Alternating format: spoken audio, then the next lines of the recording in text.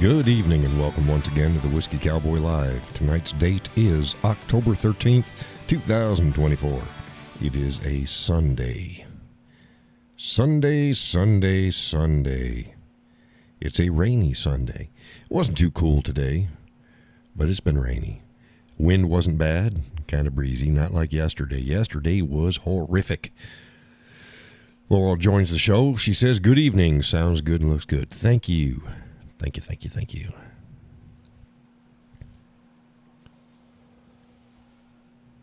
We need to start fining people. Have a cover charge. If you're not here by the time my camera comes on, you got to pay. You got to pay to enter. Well, no, then probably people just wouldn't show up. Ain't nobody paying anyways. With that in mind, if folks like this show and the content as well as other content online, feel free to visit the links in the description of the show and you can make a one-time donation or you can set up a monthly donation. That's right. You can give me $5. $5 a month. That's the price of a coffee. Do you think that the cowboy deserves at least the price of a coffee every month? Well, if so, go ahead and do your thing. Do your thing. Speaking of coffee, tonight's coffee is caramel macchiato from New England brand. It is yumminess. I'm about just over half of my cup gone already, because I get up and I'm in the studio at least a half an hour early, and I get things set up and get ready to go. But y'all might notice the Zoom area over there, right there. Zoom box it's supposed to have a white outline around the whole outside of it. It's not. For some reason, when I started Zoom, I can't collapse it narrow enough to fit in my box. So I'm gonna have to mess with that at some point. I'm gonna let her slide tonight. Good coffee. See where everybody is. Get the analytics. We need the analytics on. Laurel says, yesterday was beautiful here. Today was a bit cooler and windy. Tomorrow will be high in the 60s. Yeah, I don't know. See what tomorrow's supposed to be here. So it's 44 and rainy right now. Monday's supposed to be 51 and rainy. So, more rain. That's typical fall. 51's fine. 51's fine. Where is everybody? We got some more coming in now. Say hey. Say hey to the folks. Hey. The cowboy doesn't say hello on the show. I say hey.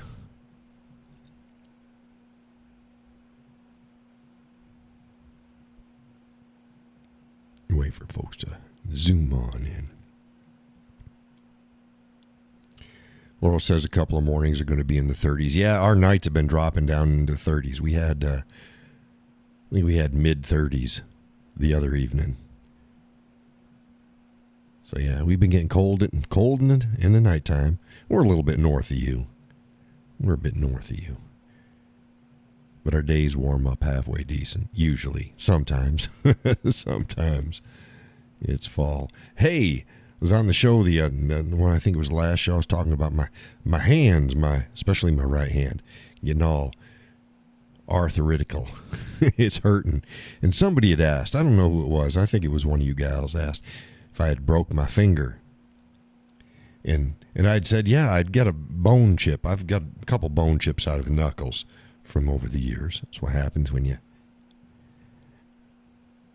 use your hands for things. But I'd forgot. It was about 3 years ago? It was about 3 years ago. Remember, I was out taking care of snow at the end of the driveway, and had big chunks of ice, and I went to throw, and it rolled off my hand, and it broke my pinky. I forgot all about that. It's like, oh, yeah, I broke my pinky. And, of course, I didn't go and get it set. I just made sure it was okay, and and let it heal. Let it heal. And that was that. So, yeah, I broke my pinky. I'll try to get this over here. No, it's back over here. There we go. So I get the best volume vocalizations. But yeah, so I broke my pinky. So of course now when it's like really rainy or getting cold like wintertime, boy, it kind of lets me remember. But I forgot I broke it. I've broken this and that and got cuts over here and cuts over there and gouges over here. Let's see, it was this finger. It was this finger right here. We were talking about it the other day. My youngest's guy. I couldn't remember where my finger was, which finger it was. He cut himself at work.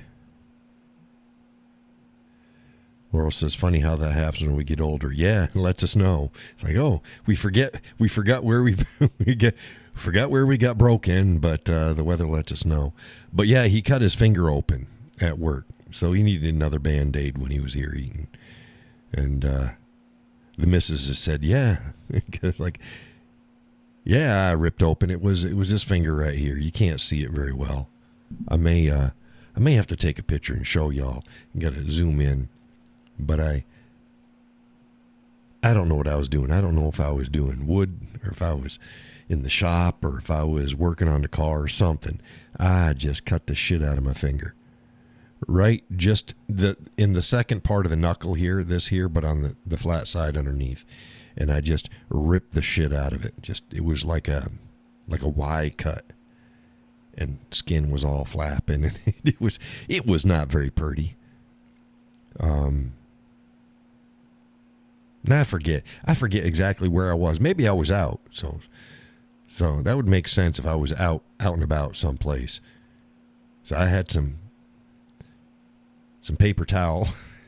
Wrapped some paper towel around it, and then took some black electrical tape and wrapped the shit out of it. I let it stay that way for 3-4 days until it wanted to just kind of fix itself back up together. It still wasn't nice when I took the stuff off, but yeah, that was my probably should have been stitched, but that's some cowboy mending there. You get some paper towels and some electrical tape. Yeah, that's the way you do it. That's some cowboy fixing. So yeah, I just know I would try to figure it out. Well, what finger is it? It was this one. I'll show the missus. We were talking about. I couldn't remember what finger it was. It's that one. Got a big old scar on it. Ripped it off.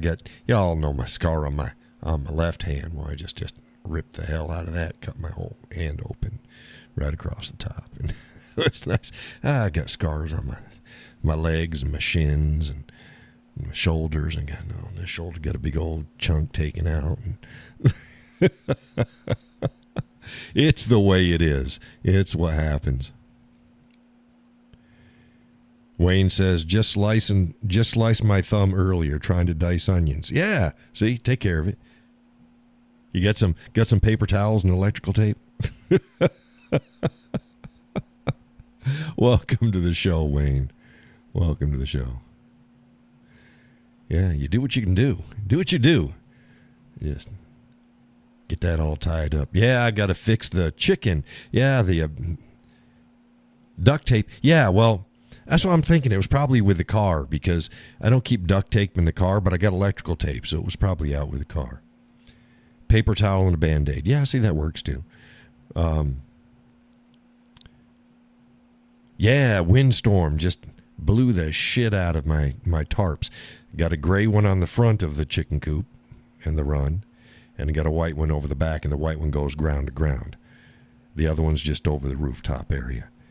That gray one is just tore to shit now. So before winter, I'm probably going to have to get another tarp to put it on there. But I want to do a skeleton around it made of 1x2s, and then just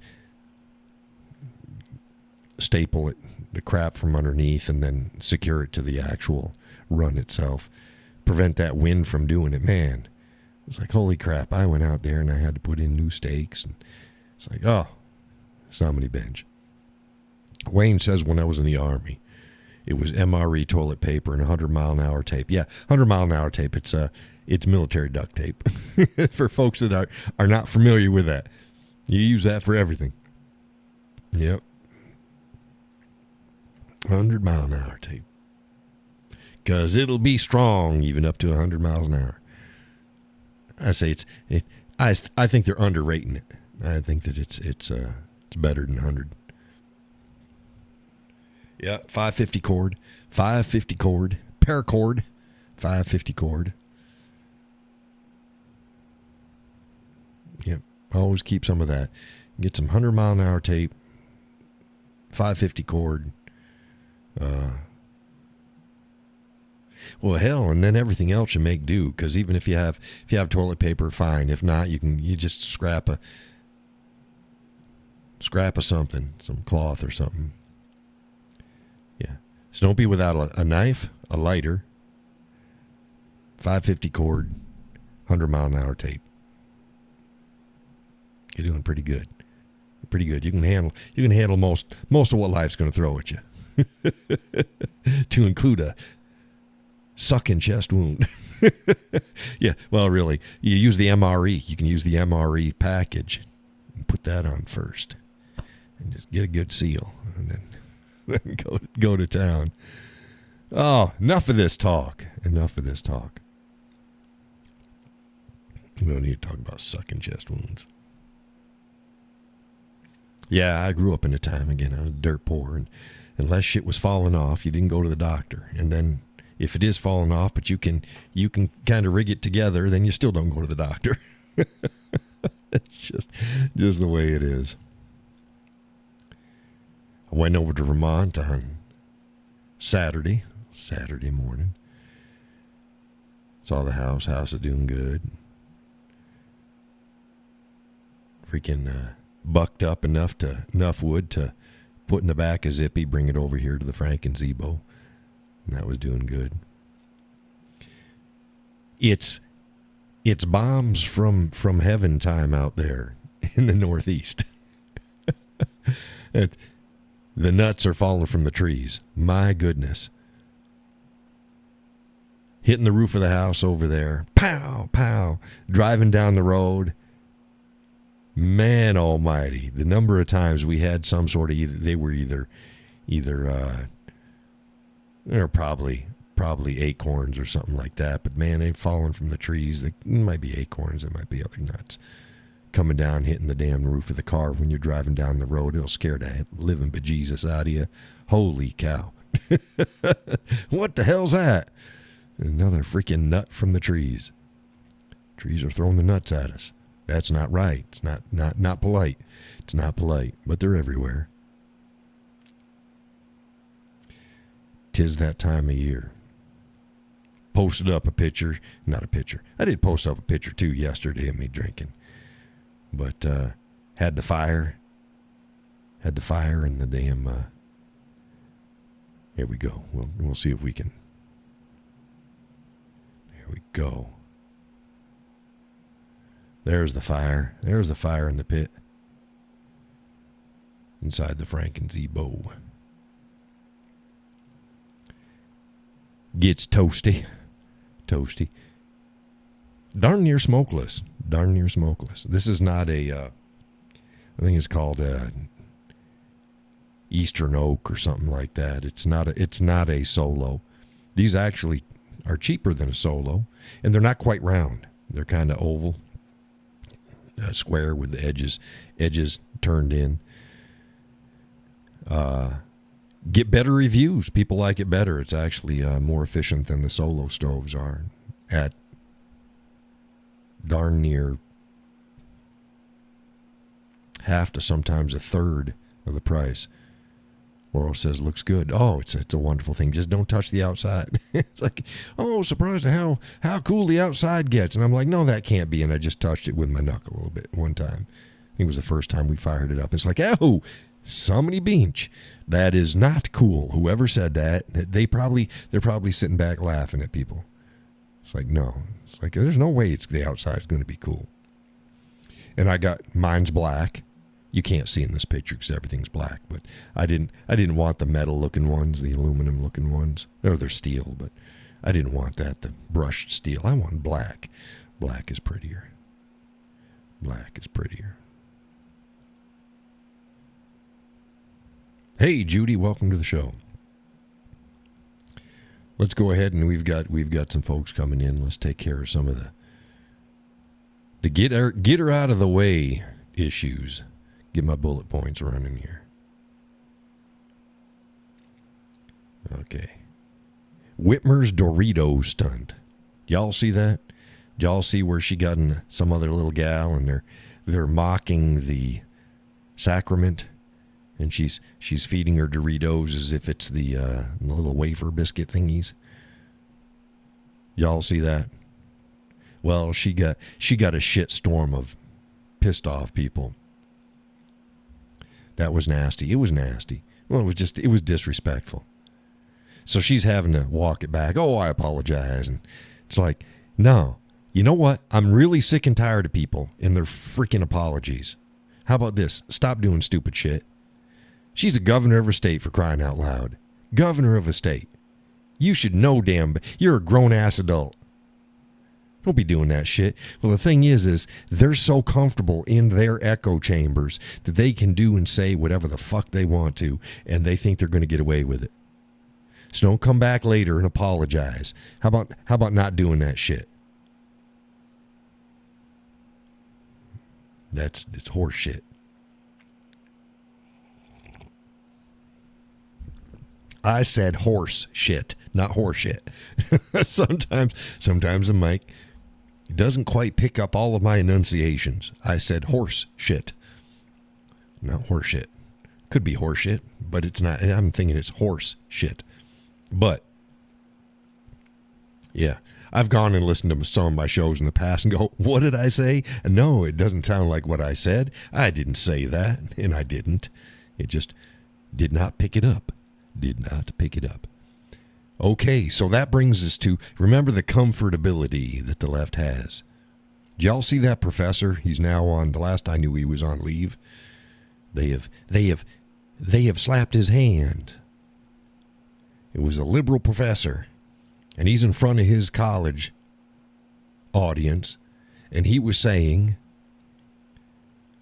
that men who don't want to vote for Kamala Harris should be put up against a wall and, you know. And as soon as he said it, he's like, oh, shit. Oh, you guys are recording this? No, don't record this. Yeah. Yeah, so they put him on administrative leave. That fucker needs to be fired. You know, this administrative leave. And then he's like, the mealy mouth explanation and half-ass apology that wasn't an apology from the university. No. Again, grown-ass adult. Grown-ass adult. You know what the hell you're saying. And you're saying it. Now, look, if it was Joe Bob Smith someplace, and he was just talking with a bunch of buddies at work, and he wants to say something stupid, I'd say, don't worry about it. He's just a jackwagon. If it's a college professor and he's sitting at home and talking with his family and wants to say some stupid shit, yeah, don't worry about it. He's just a jackwagon. But when you have a captive audience, you are the authority figure. You are the professor in front of the folks that you're supposed to be teaching. And you say some stupid ass shit like that, you're fired. You're fired. None of this leave shit. Administratively. No. Fire his ass. And I'd say the same thing if it was somebody on the right that said some horse shit like that. Now, did that come out more like a horse or whores again? I think it sounds more like whores, but I'm not saying horse. That's some bullshit right there. There we go. That's some bullshit. You damn well know better. You're a teacher. Stop it. And then you shouldn't be. Again, I cut people a lot of slack for your personal stuff. Take it amongst your friends. Take it amongst your family. Take it in private. That's fine. I don't care how racist you are. I don't care how homophobic you are. I don't care how much of a Nazi you are, how much of a white supremacist you are, or a black supremacist, or I could keep going on. I don't care. I do not care. Wish you wouldn't be, but I don't care. You start spouting that shit from a position of authority and to a captured audience, Yeah, I got some issues with that.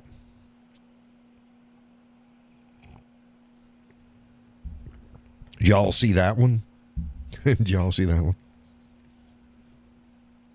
Because I don't want to be 2 for 2. People didn't see the first one with Whitmer.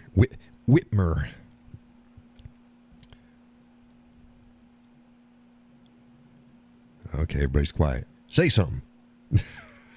so I can go on. I don't think there's much of a lag.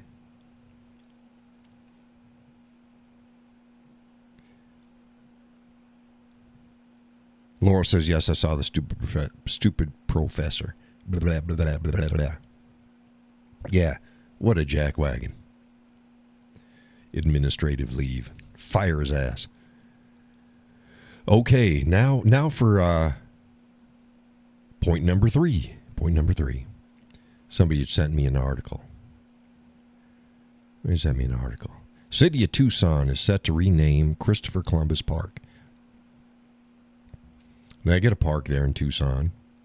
And it used to be called, I'm just going to say Buttfuck Lake. I don't know what the hell it was. Some lake park, I think is what they had called it.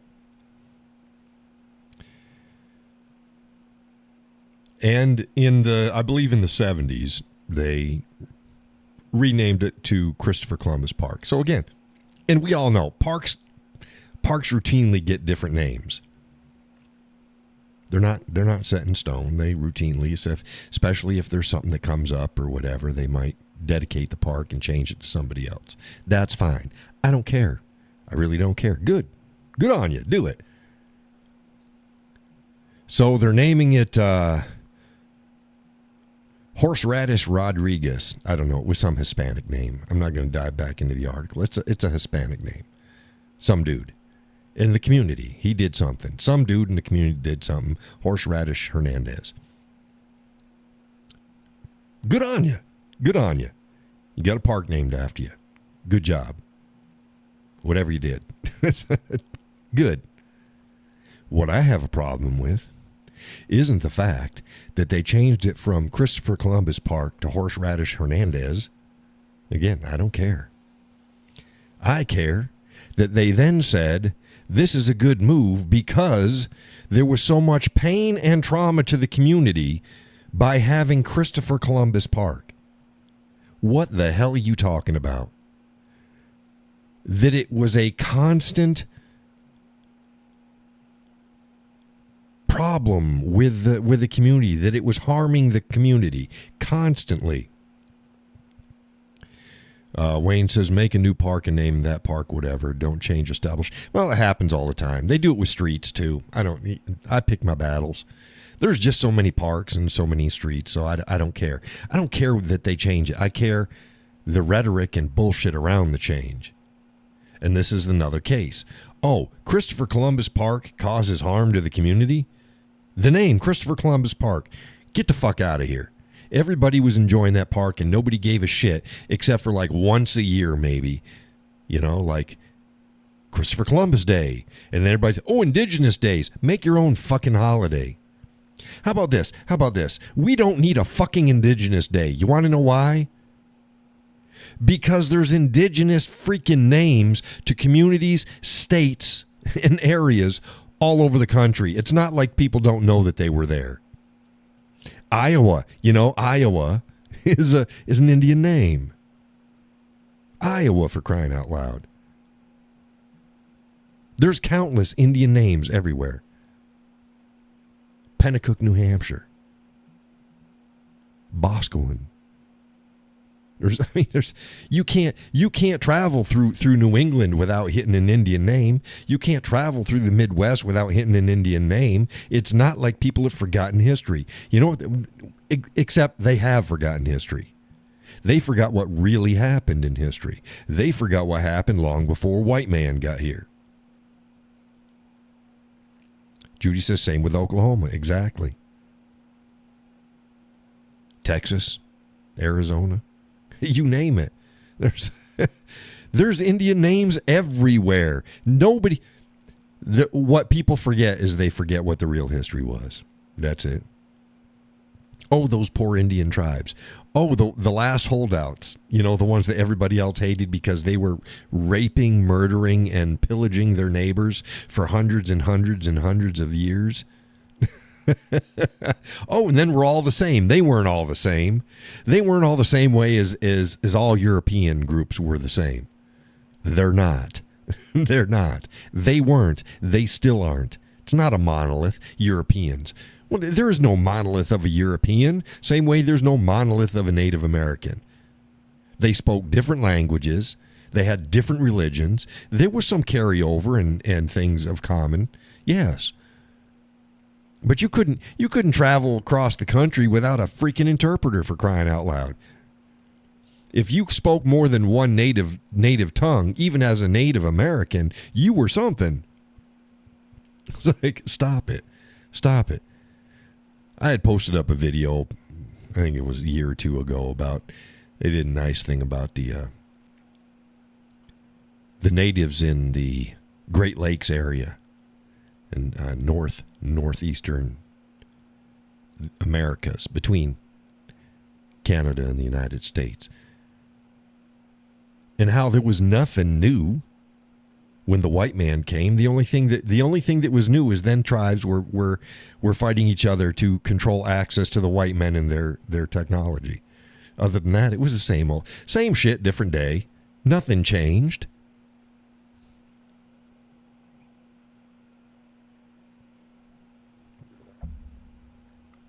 People act like, the white man is the devil and he's caused all the problems. Yeah, shut the fuck up. No, he wasn't. He was another expanding person, just like it had happened. Nobody gives a shit about the Spanish. How about that? How about the Spanish? The French were all in the Asias. The Spanish all over the Americas. Stop it. You're yelling at people with a Hispanic accent to go back to Europe. You don't realize the irony. You don't get it. Bad shit happened. Bad shit happened. We settled into an equilibrium. I happen to think that in an attempt to make things better, we actually made a reservation system. No, never have sovereign nations within the borders. Never. That's the biggest. The reservation system and trying to get treaties like they did. It was bound to fail and bound to cause problems. That's why it's not done everywhere else in the world. It doesn't work. There's still groups of people that are Native Americans and adjacent that think the war is going on between natives and the Europeans. It's like, bitch, this has been over for a long time. Like I said, it's past time to get rid of reservations. You want to see an Indian fail? Let them stay on a reservation. Let them govern themselves. It is what it is. And people can get all pissed off. Oh, liberals, they'll get all... Talk to Native Americans and tell them about their councils and their police departments and their reservations. Oh, and they just don't... But then it's like, we're not giving them enough. Not giving them enough? I don't give them nothing. They're right next to a white community that's thriving. The only thing difference is 20 miles. That's it. Same topography, same opportunities, same everything. You're choosing to live the way you are. So stop it. But, So Christopher Columbus Park. Oh, because it's causing such a harm to the community. Fuck you. No, it wasn't. No, it wasn't. Change the name. I don't care. Just leave that other bullshit. See, no mistake in that word. We got two more before we open up to just general conversation. I call this rhetorical flourishes versus calls to action and action, and how the left and right deals with it differently. See, here you go. The left actually has calls to violence. The left actually does violence. And the right has rhetorical flourishes. Here's a good example. Here's a good example. Donald Trump saying, if he's not elected, it's going to be a bloodbath. Now, see, everybody knows exactly what he had said. He was talking about the auto industry. And there's a bunch of business shit that's going down the wrong way. And if he's not elected, the whole auto industry is going to collapse and people are going to lose their jobs and there's going to be tons of money gone. And yeah, rhetorical. That's rhetorical. Maxine Waters says, when you see them in a restaurant, or a store, you go up to them and you tell them you're not welcome here anymore. And you get them out of there. See, one's rhetorical and one's a call to action. But no, you can't call her out on it even though she's the one that said it. We're going to put things in the crosshairs. Well, the right says it and they just mean it's a rhetorical flourish. And what's the left been doing? Putting shit in crosshairs. It's the left that's been burning cities down, not the right. The worst that they got on the right, and it was manufactured by the left and the federal government, with hundreds of agents before and during January 6th. Is January 6th. That's it. That's the worst they got. That's the worst they got. And that even pales to the riots that happened in D.C. the year before, where shit was burned down. They're blind. They're willfully blind. So they want to scream to high heaven about rhetorical flourishes while they're actually calling for and committing acts of violence. Crazy. Craziness.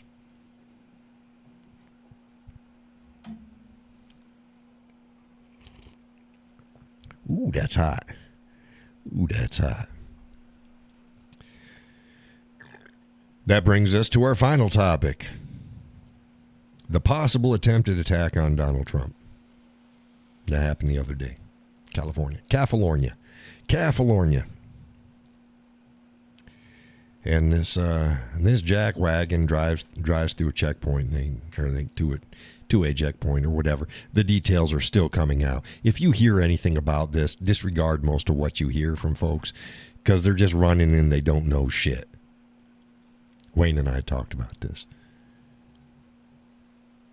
Well, the media's already trying to paint him as a right-wing extremist, and I guess he's also a sovereign citizen angle, and there's crap, and he had some guns in his vehicle, and fake press passes, and okay, so we don't know shit.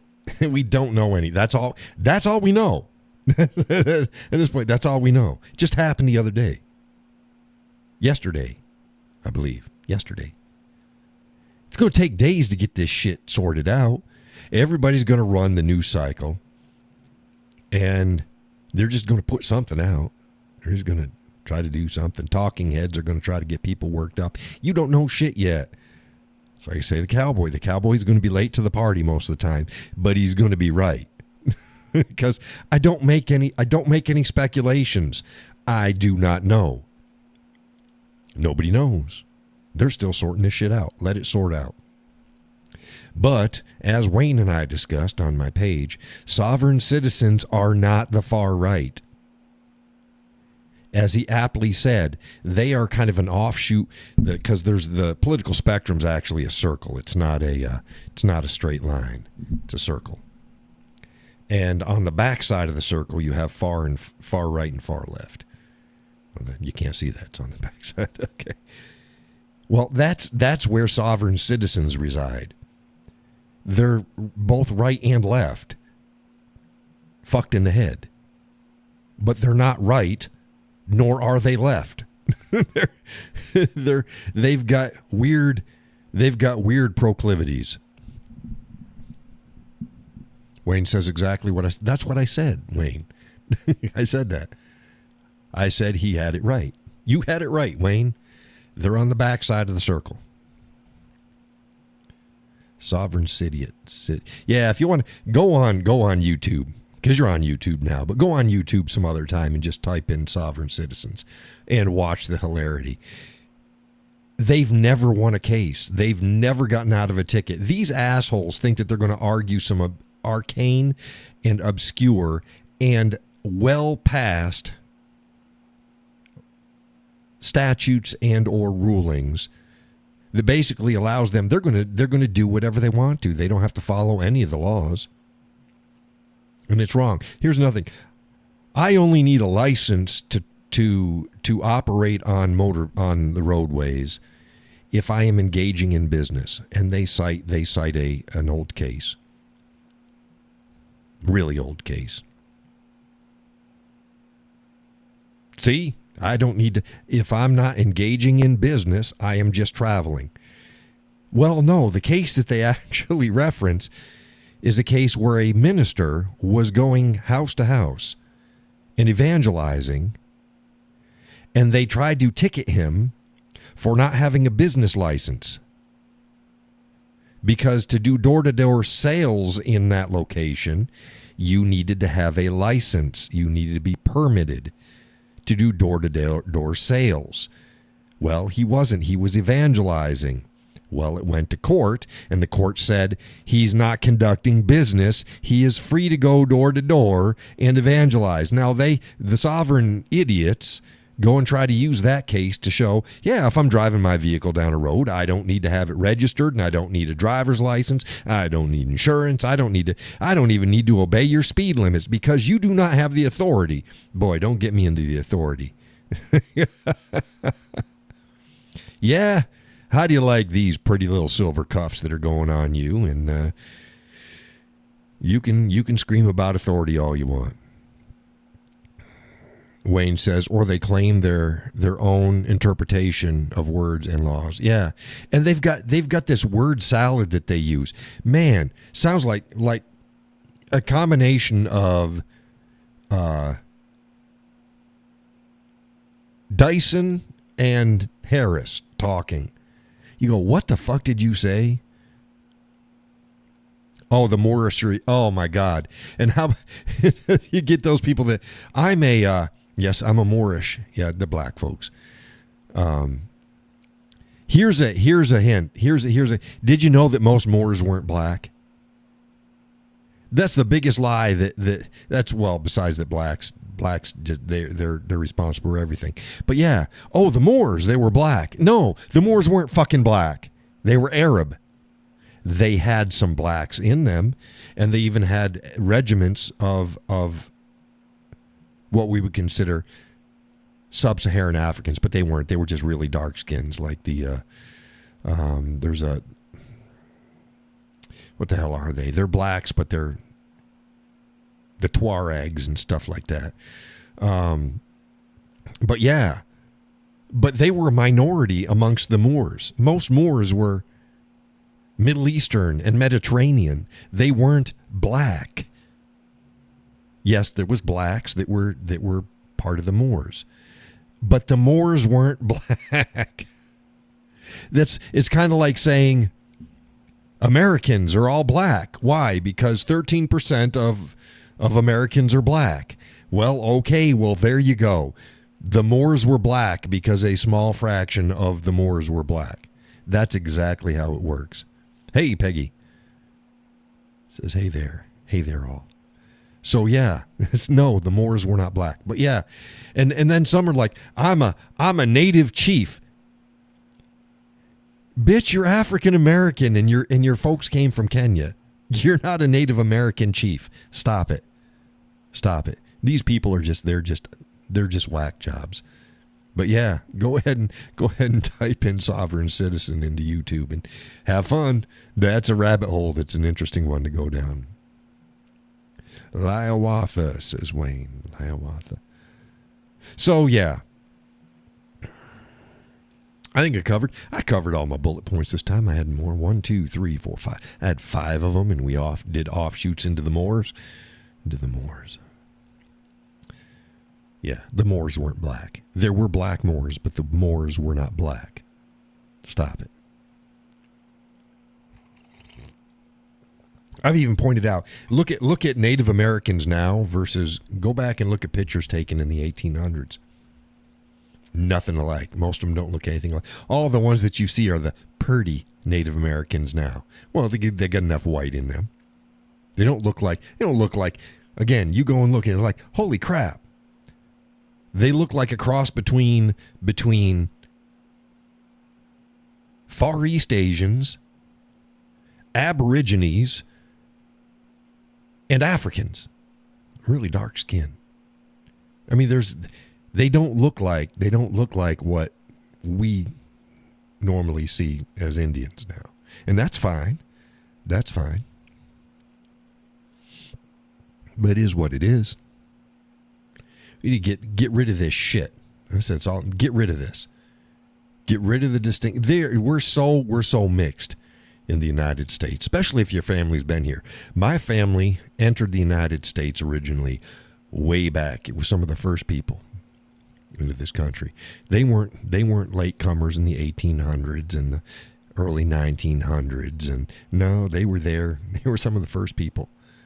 So you're gonna have mix. And that's the same way with Kamala Harris. Again, the whole fucking, she ain't black, she's black. I posted this shit before. She's black. She's as black as Obama is black. Goes, yeah, well, he was half black. Yeah, there you go. there you go.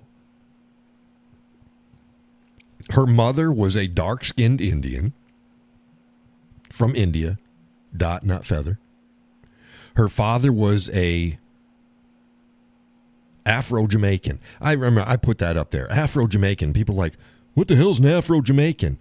What the fuck is an African-American? Idiot.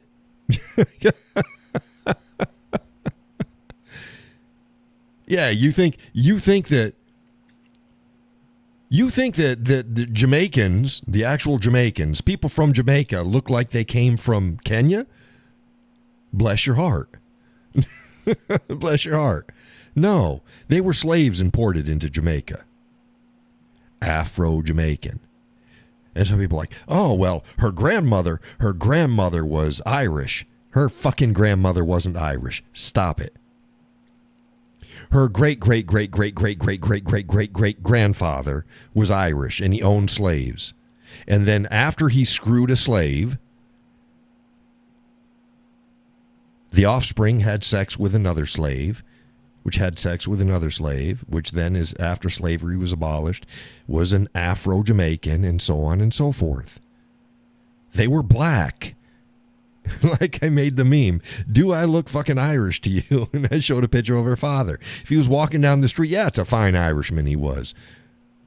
Are you my shillelagh?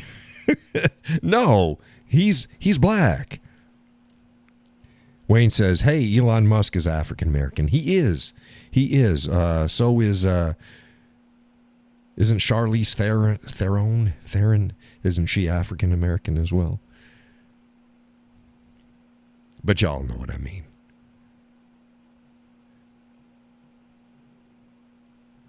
Yes, Kamala Harris is black.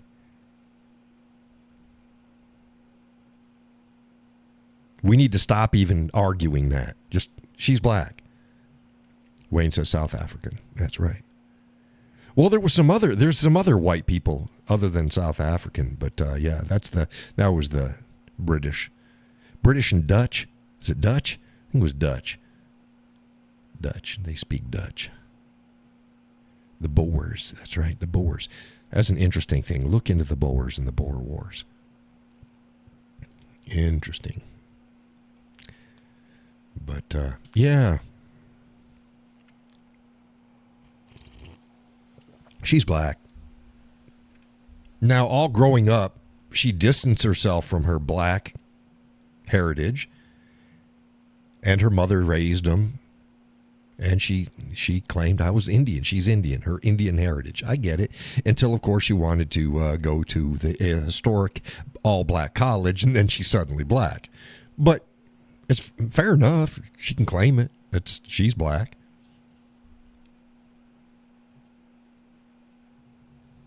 Yeah. I've got Iroquois. I got Scottish. Got some French and German. It is what it is. Wouldn't be surprised if there was some black in there, too. Who knows? Who knows? I don't know. I know what I know. I don't know what I don't know. But yeah, she's black. Let it go. Let it go. Let it go. But there's still people both on the right and the left. Oh, she's not black. She's black. She's black. She's as black as Barack Obama is. It's that simple. Her father was Afro-Jamaican. Wayne says, Scottish here. Trace my family lineage back to Lancashire, Scotland, around 1140 A.D. I have a very strong Scottish background as well. But we went over that. Like I said, I got my tam and I got my other stuff up on the, where is it? It's over there. You can't see it. Got my Western stuff over here. My police stuff. And my Constitution. You know the deal. Yep. But yeah. It's like, okay. And I'll tell you, there's some things that happen in the Scottish history that I ain't that keen on. I ain't that keen on. There's a lot of turncoats. But Wayne says I always focus on that shooting iron. Yeah, she's a beauty. She's a beauty. 1 in a million. Nah, she's a man, like a Swiss watch. They wish, I've said this before, they wish they had firearms that well crafted back in the 1860s to 1880s. They wish. Ruger did a good job. Like a Swiss watch, just click, click, click, click, click. Smooth. It's a beauty. Whatever, it's a beauty. I just wish it was a little bigger in the hand. I got big hands. I mean, they're not huge, but they're large to extra large gloves, and just the grip is small. The grip is small. My pinky likes to hang over the edge. It happens. It happens. It is what it is. Yep. It is what it is. Dang it. Yeah, I got the tam. I got one of the last tams actually made in Scotland by a Scottish company. The tam is that kind of squishy hat on your head with a pom-pom on the top. Wayne says my oldest is an 1865 Springfield short. Yeah, we've been over that. Yep. I'd like to eventually get like a Sharps. Shiloh Sharps, the company's still in business. The ones that made Quigley's gun. I'd like to get one of those. I'd like to have it nicer than Quigley's, though, because they do offer better quality than Quigley's. They don't cost more than Quigley's, but there's better quality. Quigley's uses standard wood. It's not highly engraved. It's pretty simple. It's got a military buttstock with a patch area in it, and yeah, they got better. It's like better. So I'd like a better one, sort of like Quigley's, but better. Because why not, right? Why not? Yep. Just to have. Wayne says, I always wanted a Sharps rolling block carbine. Yeah. I believe Shiloh Sharps can help you out with that. I believe they can help you out with that. The carbines were shorter. Quigley's was long. He could have done the shot in the movie. You can, especially where the vernier sight, you can. But the simple truth is, very seldom were shots that long even contemplated.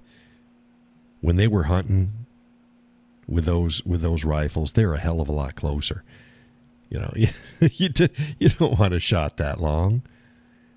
You don't want a shot that long. Number one, it's the further you got to chase the damn thing if you hit it. if you don't drop it down. So yeah, most of the shooting they did was way closer than even each year they hold a shooting competition now in Montana.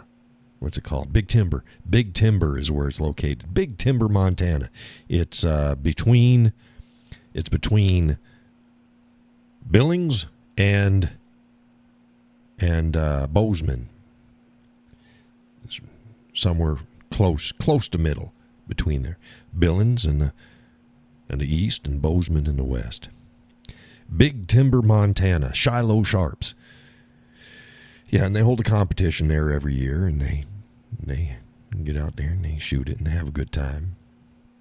I thought it'd be kind of neat to go to one of them sometime.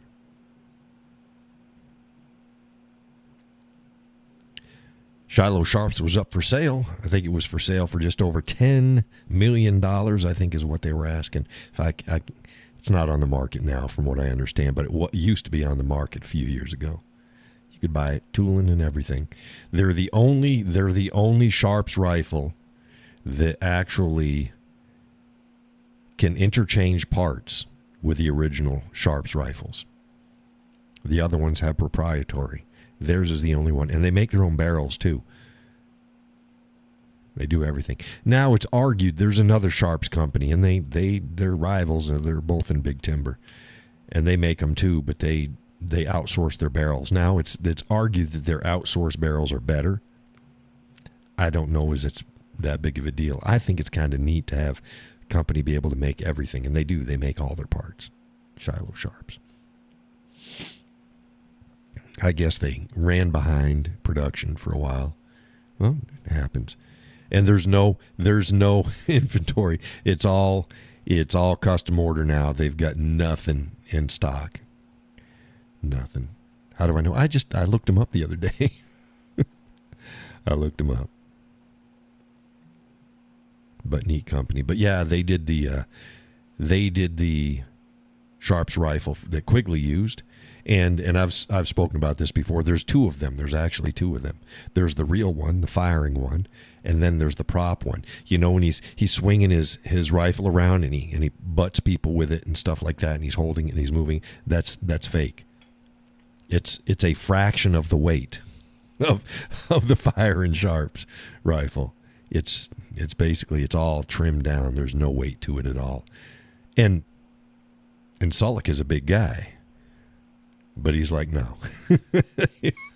So they got him a prop for all of the non-shooting stuff. So he's not having to lift all that around.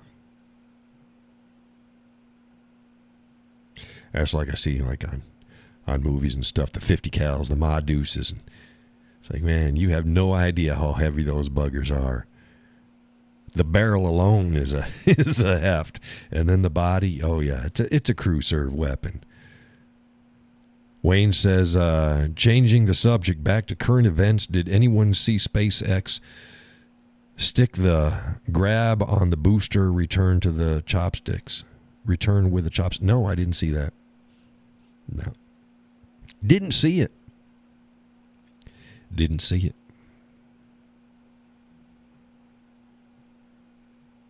I saw where Elon's releasing a new car or something like that. I don't like his stuff. I don't like his electric vehicles. I just whatever. Peggy says I did awesome.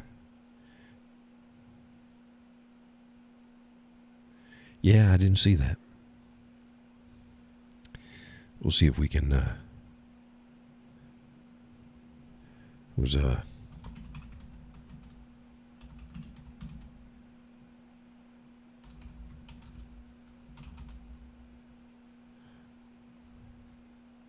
You said chopsticks. Are they the arms?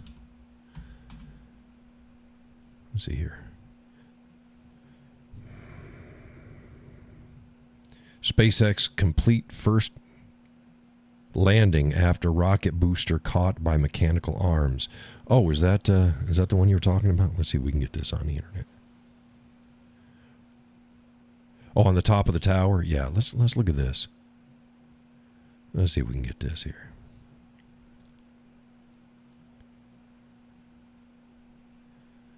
Okay, there's the There's a rocket. It's going.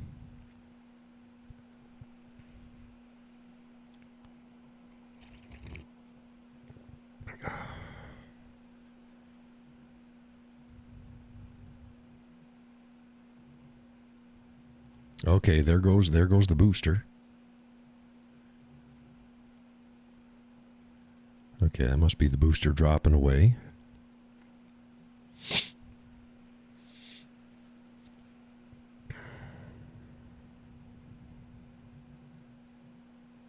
No, come on now.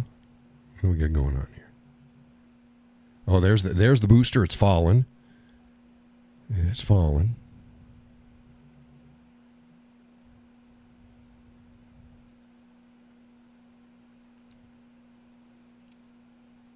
Oh, isn't that neat? The booster actually has a second ignition so that it's slowing itself down. Oh, that is freaking cool.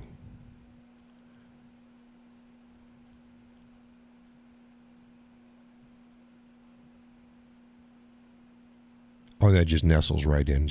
Oh, look at that. Yeah, I wouldn't say that I don't think it's really caught by mechanical arms. They say that. I'd say that thing flew back in and then the arms just semantics. Okay, but that's still pretty damn cool. That's pretty darn cool. Look at that. They must have guidance systems and stuff like that in the booster rocket itself, because she flew herself right back down there. That's pretty cool. That is pretty darn neat. Yeah, thanks for bringing that up, Wayne. Didn't see that. Almost looked CGI. Almost looked CGI.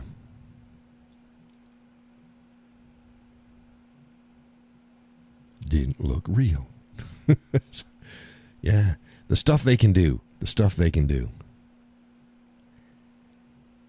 You know, according to the Jetsons and stuff like that, we were supposed to be flying around in our own. We actually have the technology, but Lord Almighty, we don't need people flying around in their own personal cars. Hey, but you hear they got Nutella slices now. They got Nutella slices. How do you like that? How do you like that? We're living in the modern age. Jesus. Laurel says, I just want Rosie to clean my house. Yeah, no shit.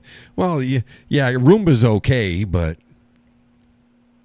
Rosie's much better. Roomba doesn't dust. Rosie dusted and vacuumed. And Wayne says they've been flying back to the launch site and landing boosters on drone platforms at sea for years now. Yeah. Yeah.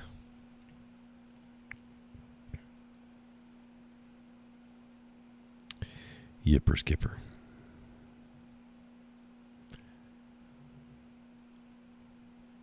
Yeah, Roomba doesn't do windows. Yeah, Roomba doesn't do windows or dishes or dust or anything like that. Roomba is great till it runs over dog poo. Then you think that, yeah, you think it won't stop? You think it would stop instead of smearing it all over the place. It's got to. You must be joshing. It's got to stop.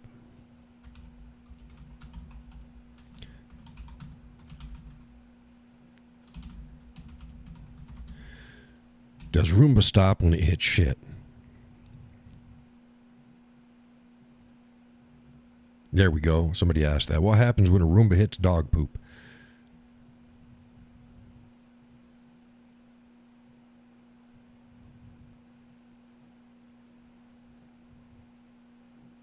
It just says if it runs over stuff it's not supposed to, they'll replace it for no cost. Up to 1 year from purchase, but that doesn't tell me what to do if Roomba vacuums runs over poop. See with this other one here. Immediately turn off the device.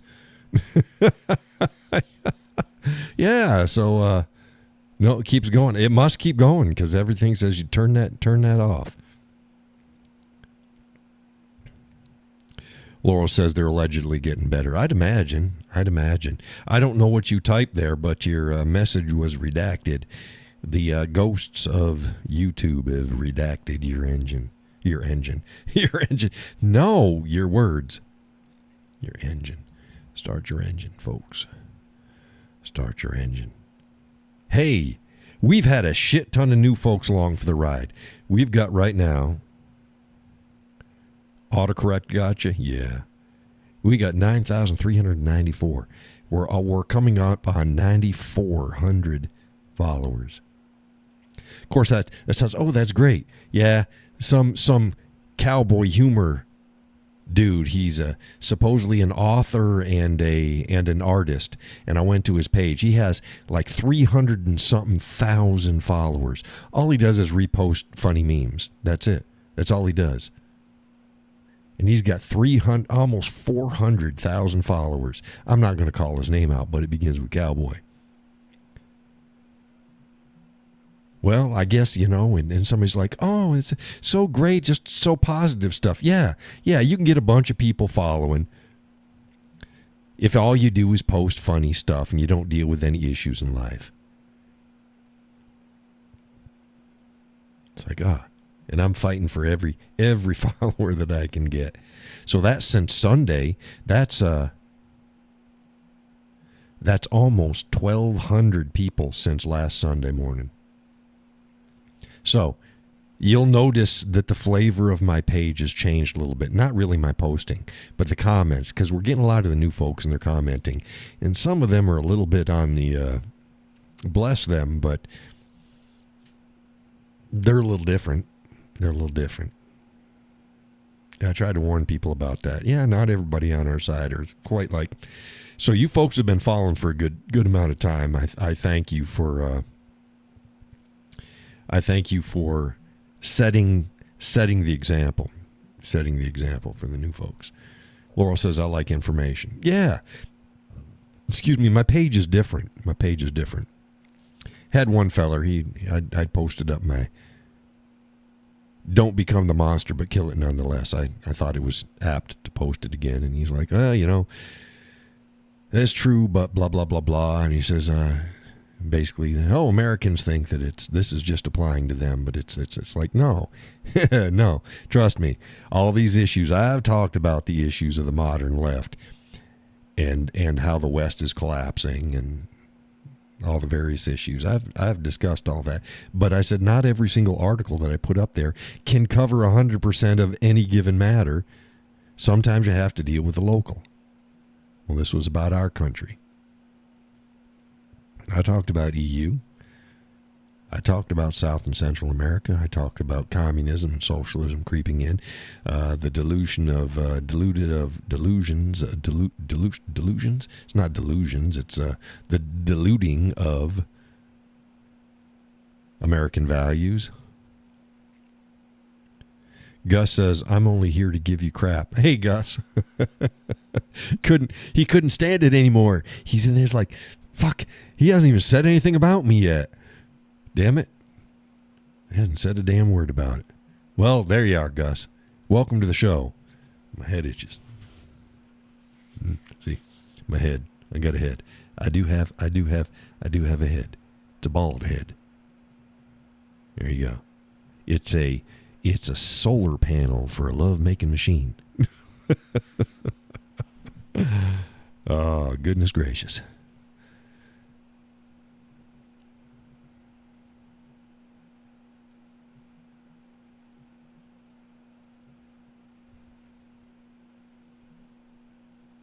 Try to go over here. And you're going, what are you doing? Well, see, I do a screen grab. After every show. Well, the next morning, so I can post up about the show. And I like to have a few things, so I don't know whether I'm going to do my thumbs up screen grab or I'm going to do the me showing my bald head. Gus says, crap, you just blinded me. It's a weapon. It's my weapon. And speaking of bald and a weapon, it's like, yeah, watching the Vikings again. One of the biggest things is they didn't shave their head. There's a bunch of shaved head Vikings in that show. They didn't shave their head. They actually, hair was a sign of virility and masculinity, and they like their hair. They didn't shave their head. But Yeah, it looks good. It's fine. They just killed Ragnar again. They threw him in a pit of snakes. Sorry there. Spoiler alert. Oh. I think I'm in season 4. I think they got, 6 seasons? Should be near the end of season 4 now. Them damn Vikings. They can't stop screwing everything. The only good thing I can say is they have a lot of screwing in that show, but it's not gratuitous. It's not like watching a porn. I guess I hear. It's what I hear. They don't show a whole lot. But damn, everybody's screwing everybody. It's not right.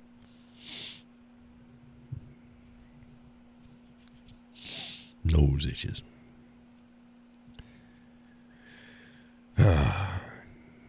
Ready for some more eggs there, Gus? We just sent some eggs home with the kids. Raided our freezer. So take some beef, take some turkey, take some of this and take some of that. And they brought a couple boxes home. Well, no, one big box. They started out with the box. It was too small. Mom and Dad's grocery store. Always. Yeah, he learned that lesson. I guess Sally gave him what for. I'd asked him one time, you ready for some eggs? He's like, oh, I think we're fine. And Sally said, no. If John says you want some eggs, say yes. Yes. And get the eggs. Eggs do you good. There's good eggs. Girls do good.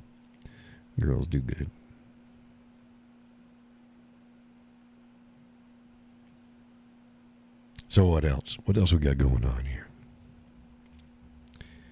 Yeah, the first hour just talking politics and stuff. Says you got that right. Learn fast. That's right. Get yourself out of trouble. Say, nope, this is easy to avoid. Easy to avoid.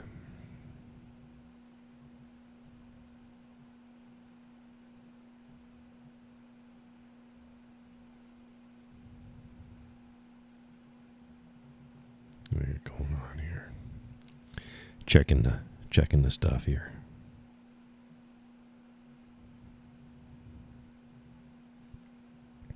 Yeah, so especially with an influx that many people, there's been a lot more activity on my posts. So a lot more moderating.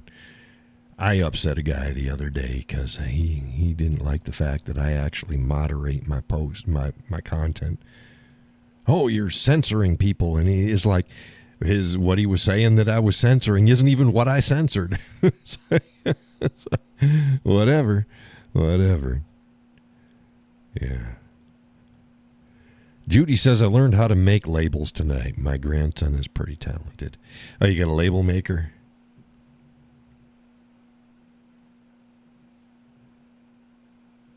I used to make my labels, but I just had to design them and then cut them out.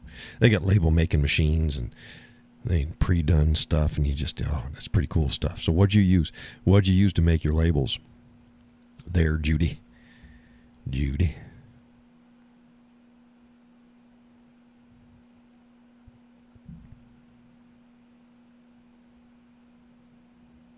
got a couple. I think. No, a printer. Yeah, but they got special printers. They got a whole printer set up. Was this just a regular? You just put the stuff in it and then just design it. Yeah, I don't. There's. I think Joanne sells a label maker. It's a printer. I used to do it the old way. We just had a inkjet printer. And you buy the label paper, you can design it, and that some of it's pre-cut, and you just make sure it's on it. And then others is you just design it, and then you got to cut around. It just depends upon what you're doing. One called Butterfly or something like that. The ones that Joanne sells. Let's see here.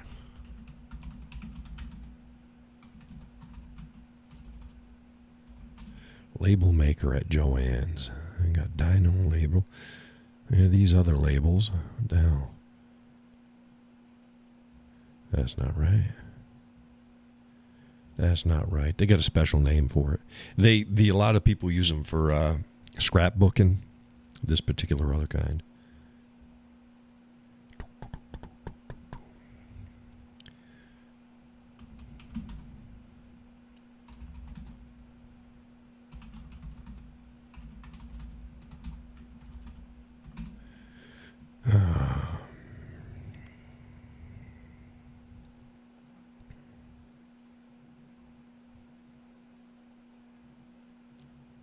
Embossing machines. Oh, I also had those laminating. I had a laminating machine. Those come in handy. Get yourself a laminating machine. Judy says I have an inkjet printer. I use a website and design it and buy the pre-cut labels. Yeah. So you just design it to print out. You do your template, and as long as your labels are in the spots, and just repeat it over. That's what I used to do. Yeah. Yep.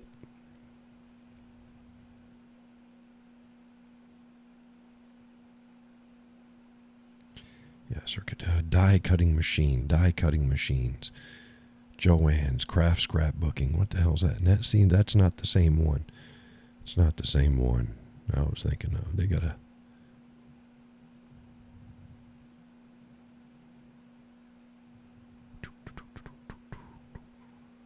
Oh, it was something like a bumblebee or butterfly or something. Use it for scrap making. Whatever. Ain't that important. Gus says a roll of masking tape and a magic marker. That's right. Sharpie. Black. Done plenty of that. Or just get the pre-cut labels on the sheet they've got nothing written on them. You just write it in there. Avery and Canva. Avery sounds right.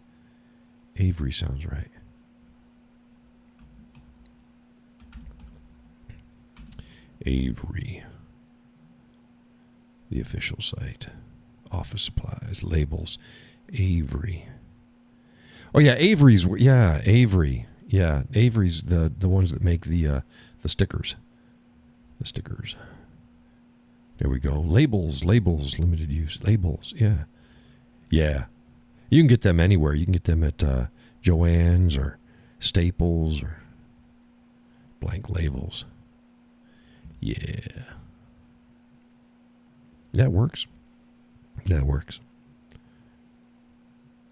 I used to make all my products that way, and I made the tags. You know, the tags that you find on products, and it's got like a little booklet, and it's got a design on one side, and all the writing on the inside. It's got a hole, and then I used to do all that. Make my little baggies for the products, and then the cardboard printed top that goes over the top and it's stapled on it. Yeah, did all that.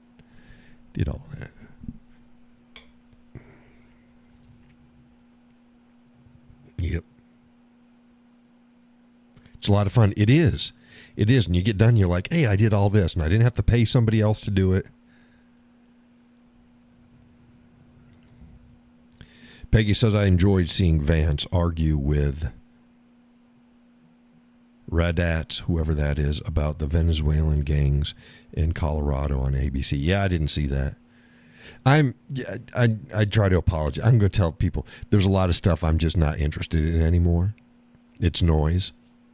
It's good to see it, but I try to deal with so many other issues, and it's like the whole thing of Kamala Harris and her family history and a lot of weird shit, and I guess somebody invoked the name. I just the hell's her name? Candace Owens. Guess Candace Owens has done a deep dive, and she's like, she's not my favorite person. And how much shit do people need to know about Kamala Harris? No, really. If your mind isn't made up now about Kamala Harris, it doesn't. You can pile on bucket loads of crap, and it's not going to make a difference. You should know by now. So now we're just like, nah. This is just, it gets Candace and whoever else is doing it, get them a lot of attention because now it's gossip. It's not needed. What do you need to know? You only need to know, let's say, 10 things. And that's just a number. And they think adding 1,000 more things is going to make a difference. No, if those 10 things weren't enough, no. It's like, the 782nd thing, that's the thing that changed my mind. It's like, no. Judy says, I know enough to know Trump has my vote. Yeah, I think the votes are pretty much locked in. You probably noticed, I'm not posting a lot of that political stuff now. I've moved on to social issues, other issues, because I honestly believe, yes, we've got election integrity, and then, every once in a while I'll hit on some stupid shit somebody says, and that's fine, like Obama saying that black men need to vote for Kamala. Yeah, it just makes nice little fluff, but other than that, it's like, you ain't changing any minds. And let's be honest, Obama saying that isn't going to change any mind. Black men in the neighborhoods aren't going to go, well, fuck, this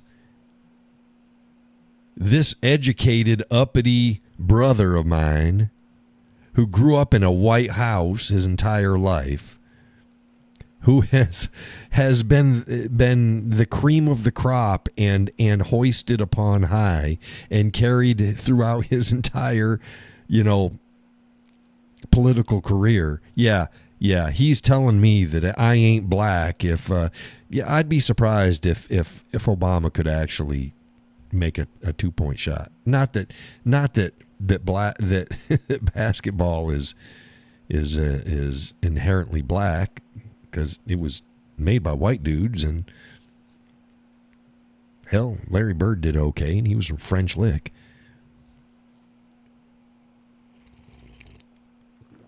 Yeah, but yeah, Obama doesn't know shit about urban black life. And black is not just urban. It's like white. Can you imagine somebody saying, if you're white and you don't vote for Trump, then there's no, you fucking racist. What the hell? Oh, there's black men that aren't going to vote for Kamala because she's a woman. It's like, black men have been voting for women, white, black, or other, for a long time. They elect them as mayors, for crying out loud. They elect them as prosecutors. They elect them. It's like, what the fuck are you talking about? Oh, man, my nose. Gus says, what happens when a Roomba runs over Kamala?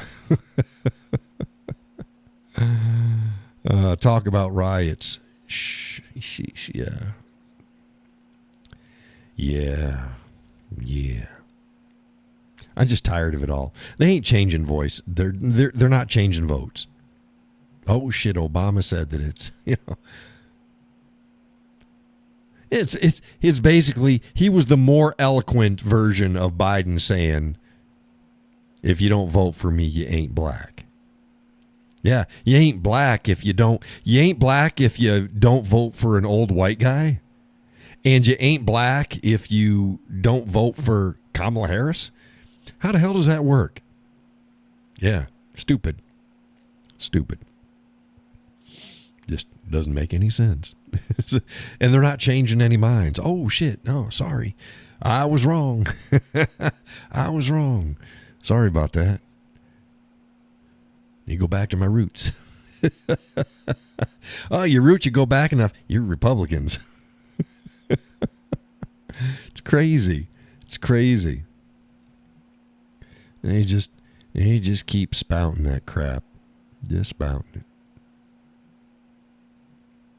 Craziness.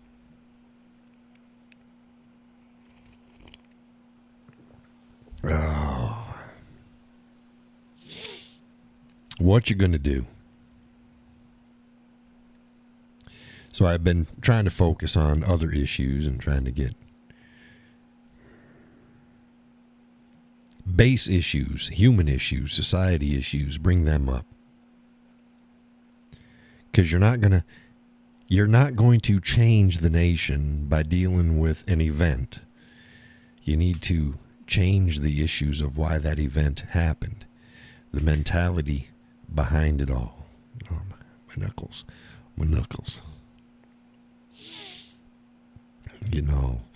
Getting all stuffy again. Man.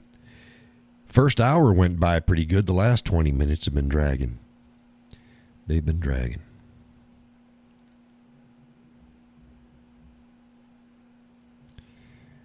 Yeah, posted up about the fire in the Sawtooth Wilderness area of Idaho. That started by a lightning strike in July. This is another big one. They got fires every year through the wilderness areas. I mean, it's how nature cleans itself out. Sometimes they get big. They get a big one about every 4 or 5 years. Well, this was a big one. Damn near run over a town called Stanley, Idaho. Stanley's a beautiful little place, isn't it? It's in a basin that is ringed by the Sawtooth and other mountains. It's in a basin. It's absolutely beautiful. They got a couple hundred folks that live there. Small town. There's tens of thousands of people that go over there for vacationing every year. They got hot springs and stuff, but looks like a rustic little western town.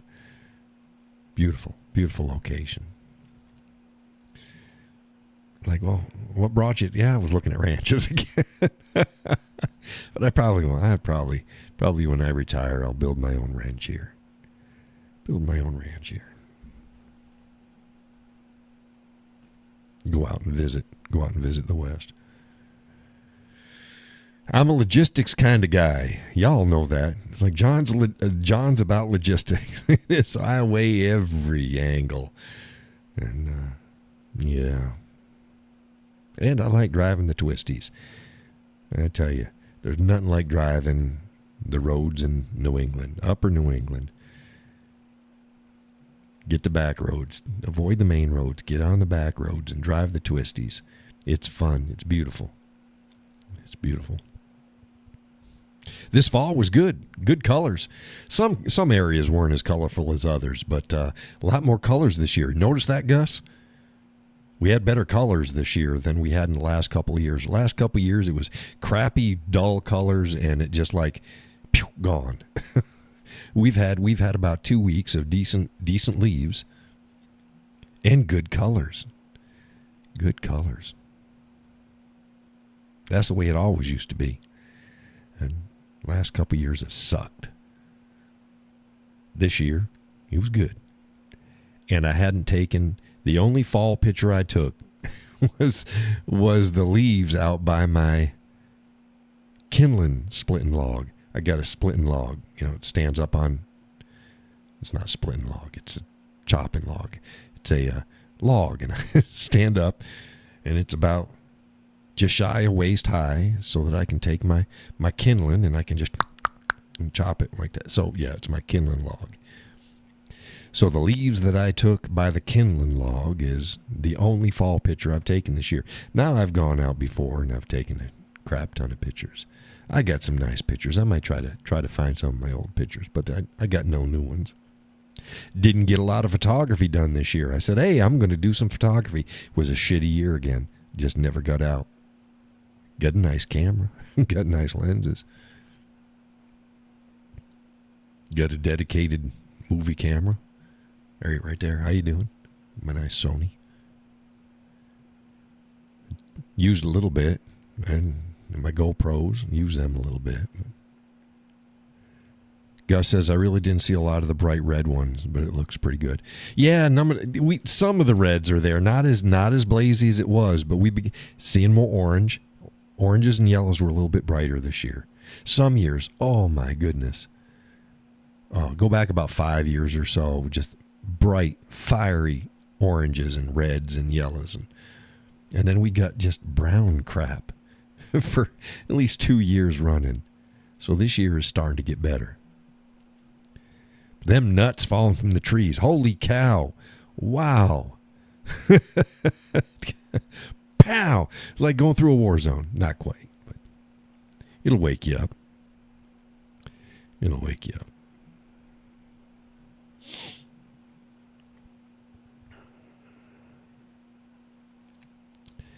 What else we got going on here? Scooby-Doo. Oh,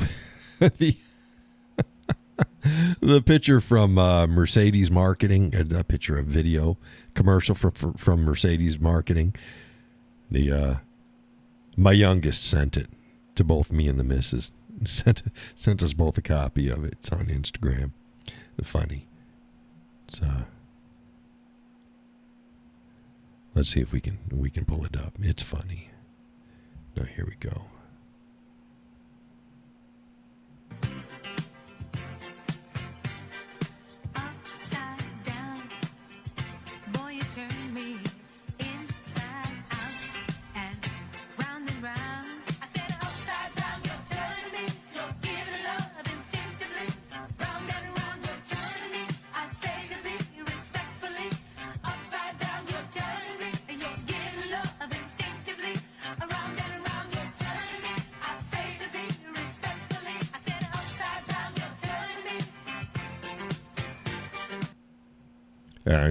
I don't want to get a copyright strike, but yeah, I think I think it has to do with like their suspension and stuff like that. Because like with chickens, you can just move them all around; and their head stays in the same spot, and it's about their technology. So yeah, it's a cute ad, and it was on Instagram. You need to listen. If you don't listen with the sound on, it's okay, but you really need the sound.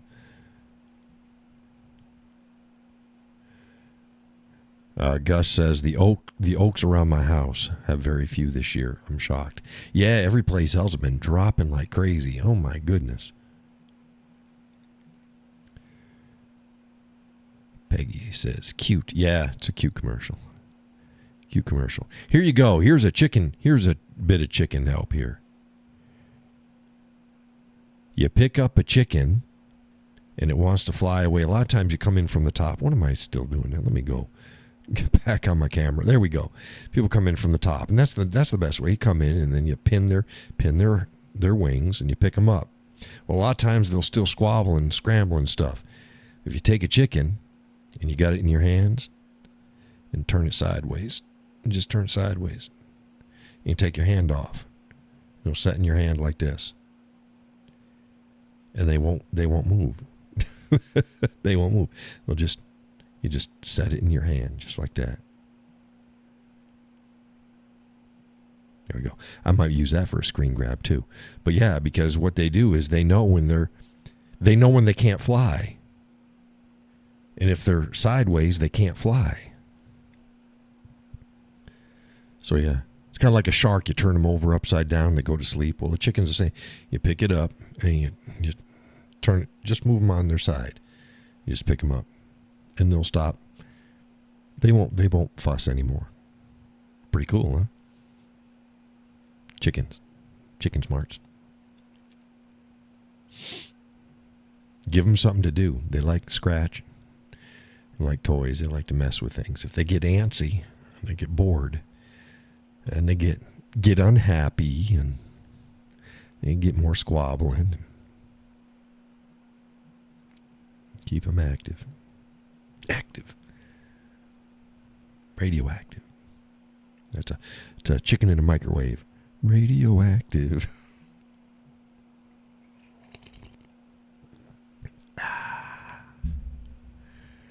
Yep.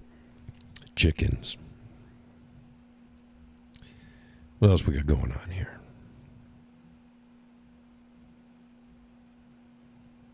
Yeah, Evan Williams last night. I've been able to sleep a little bit better in the last few nights. It's like, John, you're posting up your whiskey. Yes, right. If I get a couple pours of whiskey before I go to bed, I tend to sleep a little better. And I hadn't been doing that for a while. For various reasons. But yeah.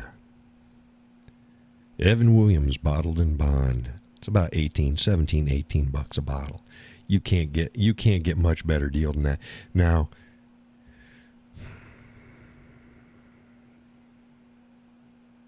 I got some other ones that are in the close range that I do like. And they're pretty good. I like Old Overholt Bottled and Bond. That's a rye. It's a non-botanical rye. I think it comes in about $26, which is still awesome deal. Awesome deal for a whiskey.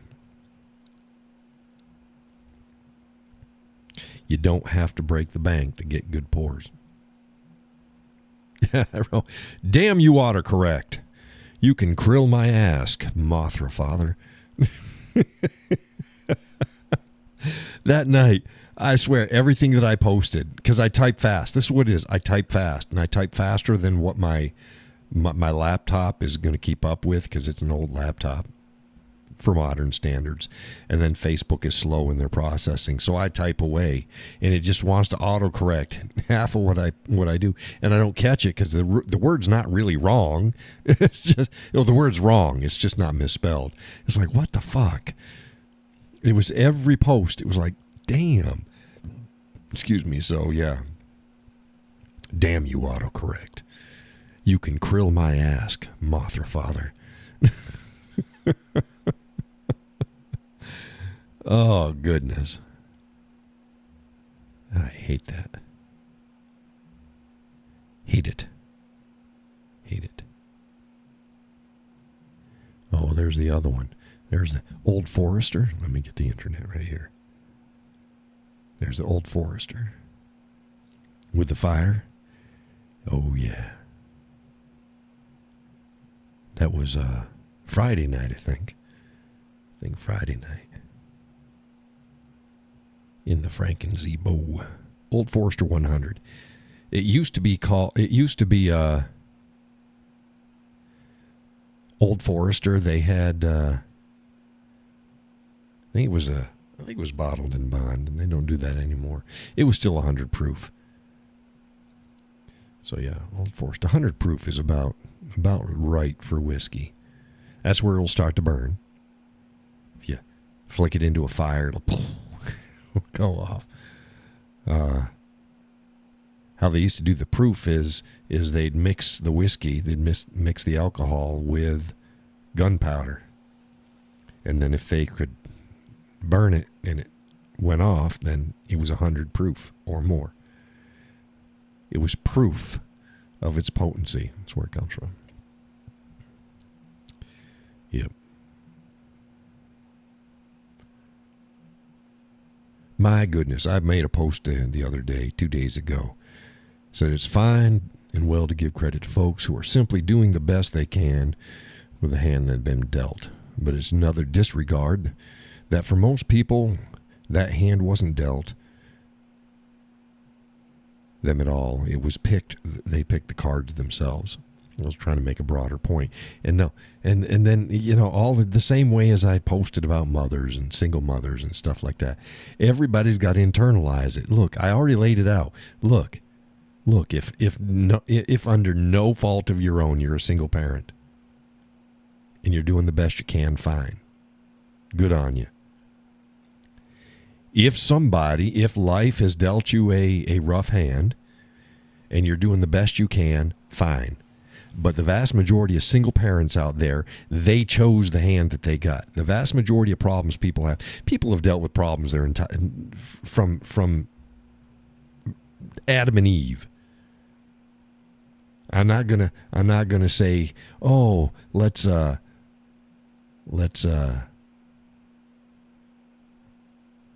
claim that you're an exalted one because you're dealing with the standard shit that comes with life. No, I'm talking about real problems. Gus says, remember I told you we had to pack up the griddle at camp. Guess who is having withdrawals? Decide to get another one for home. I told you, Gus. I told you earlier in the year, I said you need another one at home. I told you that. Man, love a good griddle. Laurel says it's tough to give up. Get one for home. Right. Yeah, you need one for home. I keep one right in the kitchen. I got a table and it's just sitting on the table. Well, because it didn't come with a cart. I got to get a nice one with a cart sometime. I love my griddle. I love my griddle. But I told you, So get Sally a griddle for the house. She's going to want it. And she does. Good. Yeah. Yeah, I love a griddle.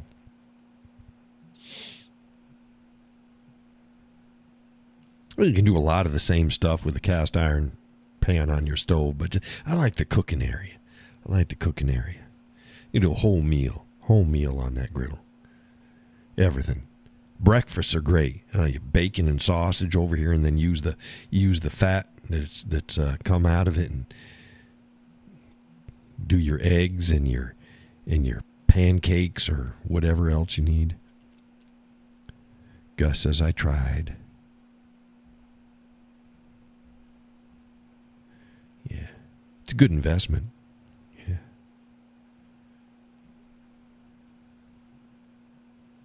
Yep. Love a griddle. Griddle cakes. Do whole fajitas and all sorts of stuff. Man, damn, Philly steak cheese. Smash burgers. You can get your buns toasted and your smash burgers and then your other stuff that you're doing. Yeah, griddles are great. But yeah, post up a couple posts, and it's like, and everybody try to internalize it. It's like, if it doesn't, look, that's something I've never done. If somebody's going, hey, the majority of this is X, and there's some that's outside of the X, but this is what it is over here. And if I'm outside the X, I never felt the need to jump in and go, yeah, well, I'm outside the X. Well, motherfuckers, you already said it. There was some outside the X. Not everything is about you. Stop internalizing things.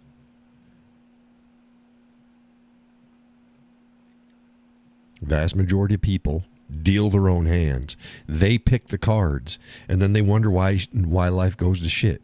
These are the cards you picked.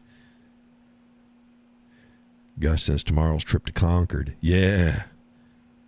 Well, that was quick. That was quick. They just came back last week. It's like, no more of this. I need a griddle.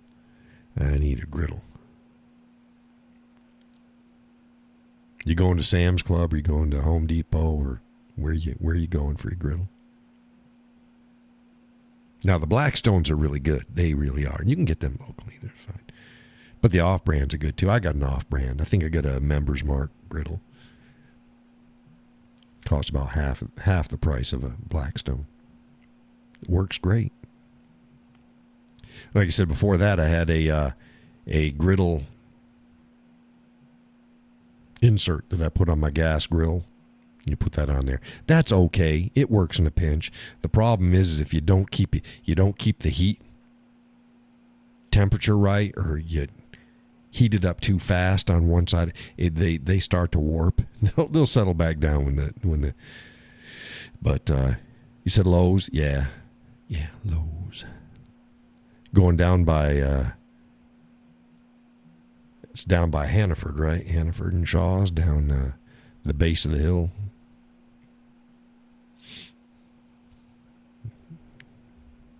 I think that's where it is in Concord.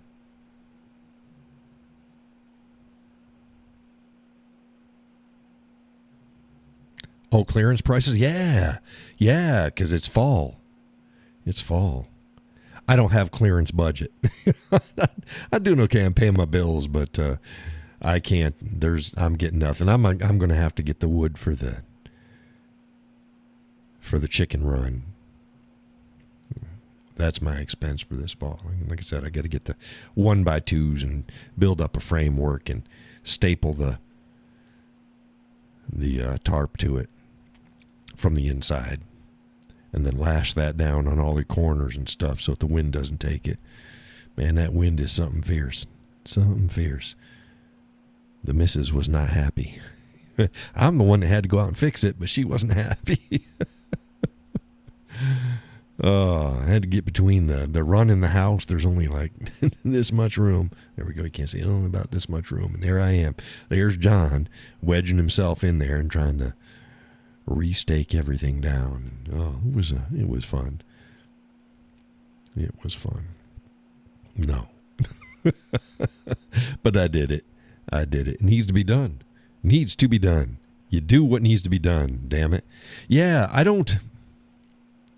Look, I have empathy, and I care about people, and I give people, hey, good on you. But I don't, what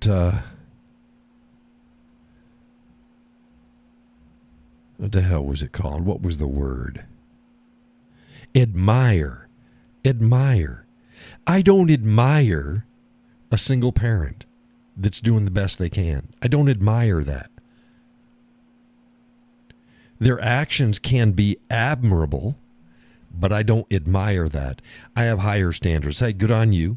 Good on you. And more so if you weren't the cause that you're a single parent. That's good, but I'm not going to admire you for doing something that you should be doing. That's what our society does is, oh, somebody does the shit that they're supposed to do, and we're supposed to like, hey, oh, my hero. No, that's base freaking living. Welcome to being an adult. Oh, you handled problems? Well, that's good. Good to handle problems. But they better be like substantial problems. And most of the problems people have aren't substantial, or they brought them upon themselves. I'm not going to pat them on the back for doing what a grown-ass adult's been doing since the dawn of time. You deal with problems. Life sucks. The vast majority of people deal with shit all the time. We don't live this fantasy life. I'm not going to admire you for being... It's like... Admire someone for doing something right. No, they should always do something right. That's the baseline standard. Do something right. Grow up. No. Admiration from me. If I tell you, if John gives you over a baseline, hey, good job, a tip of the hat. You've earned it. You've earned it, because I don't hand that shit out like candy. Oh, I'm proud of you. I am so proud that what? That they have a job and they're adulting? Really? And you're proud of them? Proud?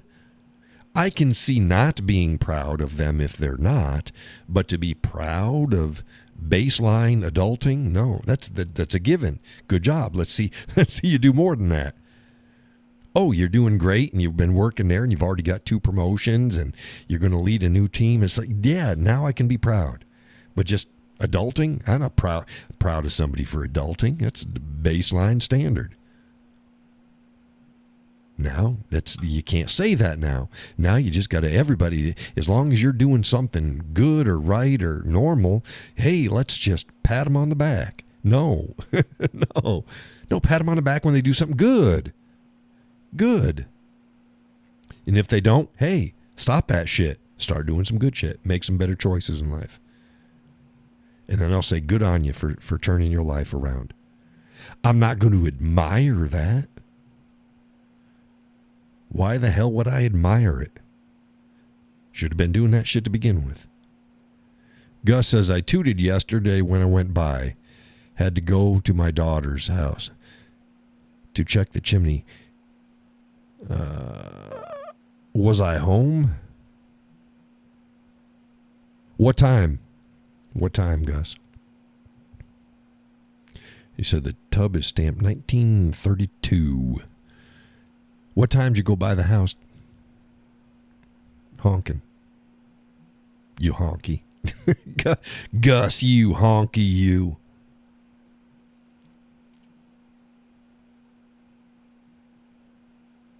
Oh, if it was yesterday, I was home darn near all yesterday. I was thinking, no, what's today? Today's Saturday, Sunday. No, I wasn't. Today I was home all day today, except for when I went to Sam's Club. Your car was there? Okay. So it must have been mid-afternoon. So I think we didn't get back until about 2:30, something like that. So it was about mid-afternoon. I'll have to ask the missus if we heard you.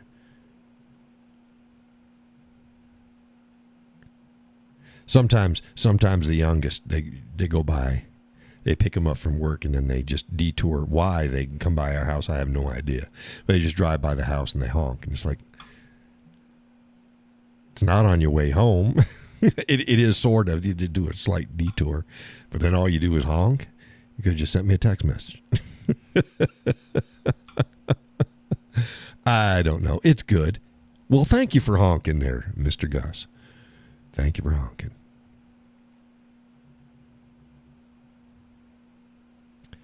Yep. Check out the chimney and an old clawfoot tub. I got a clawfoot tub in the house. That's what we use for our showers. I had a shower, and it broke. It broke inside the wall, and I wasn't going to tear my wall apart. I turned that shit off and stopped the thing. And then I built up an enclosure all around my clawfoot tub. Double envelopment. You know, got the inner liner, and then you got the outer decorative that hangs down over, so the inner hangs in the tub, and the outer hangs down over the, yeah. It's a way to do it. Hey, and the good thing is I could set the height of the damn shower head. Nobody makes shower heads high enough. I get into a shower, if I didn't do it, and it's like it hit me right in the face. That's where it is. There's the nozzle right in the face. What the hell? No, I need to be up here.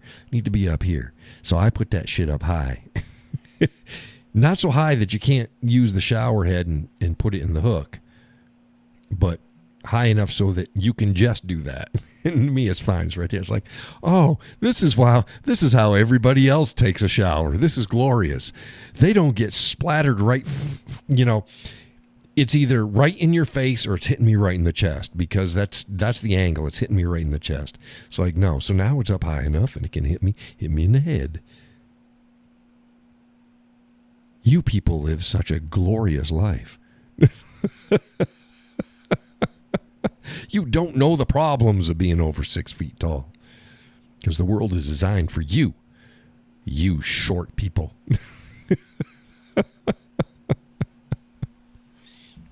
Oh, goodness. Oh. No, so that was good. I was like, yeah, I can choose. I can choose. Pikachu, I choose you. I had kids in the Pikachu era. Pokemon. They still do Pokemon. They do it on their phone, and I'm going to a gym. They're driving around picking up Pokemons. Oh, what the hell? I ain't at a gym. Stop it. They did one of those rain showers. Yeah, it's almost at the ceiling. Yeah, I don't have that. But mine's pretty high. And those rain showers, don't they have they're bigger? They got a bigger head on them, aren't they? Some of them are like square or big oval with all the stuff. Oh, I don't need to do that. I'm trying to be talking like a Frenchman. I got my hands going all over the place. Peggy says, I'm left-handed, so I feel your pain.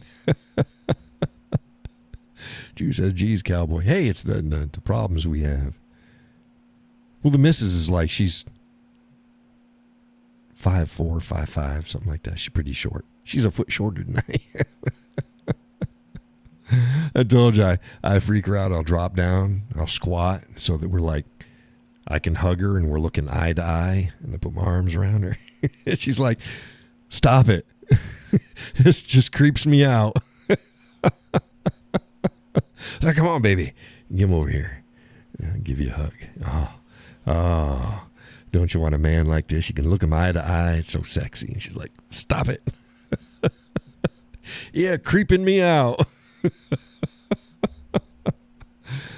Oh, goodness.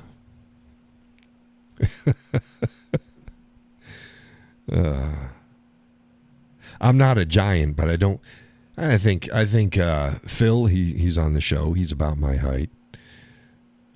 His father is close. We talked about it. I think his father's about 6 feet tall, but I don't think he's over 6 feet tall, if I remember. But he's close. And my youngest, her guy is my height. We can look eye to eye. And my son isn't. My son's like, he's like 5'10", 5'11", something like that. So close to 6 feet, but when we stand up next to each other, I'm still a mite taller than he is. And I don't see people my own height very often, so it's weird. It's weird. I said, I was sitting down watching my youngest gal, her boyfriend, come in and underneath the doorway, and I'm like, wow. I said, do I look that tall? Like, yeah. Yeah. I don't realize. I mean, if I look up like this, I'm gonna hit the doorway. I'm only a couple inches under the doorway. I can reach up and I can touch the ceiling in damn near every room. So I'm not a giant, but I'm just not used to seeing myself. And that was my height. There's a tall girl. Tall girl works at Hannaford. Boy, she's a tall girl. She's young. I think she might be taller than me. Young girl, blonde hair. You seen her, Gus? She works the checkout sometimes. Hannaford, tall gal, skinny gal. She gotta be taller than me. She's not unattractive. She's just tall. It's like it looks weird. It's like, is that? No. Excuse me, just weird. I'm not used to seeing things like that. See, it's like, it's not an alien, not a freak. Yeah, I get it. But it's kind of strange. Me to look up at a woman, it's weird unless I'm sitting down. No, you didn't see her? Yeah, I don't know what her name is. But she's tall. I've seen her a couple times. She's not there all the time. I've seen her a couple times. Tall. Did I say how tall she was? She was pretty tall. At least she wasn't like ogre hideous or something like that. No, she was a young gal, fairly attractive, just tall. Tall and skinny. Not olive oil skinny, just skinny. Yeah.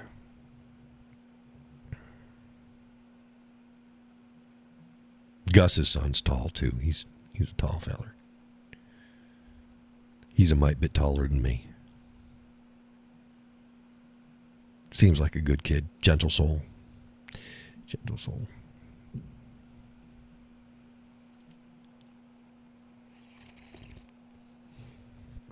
I still can't think of who he reminds me of, though. He reminds me of somebody. I don't know.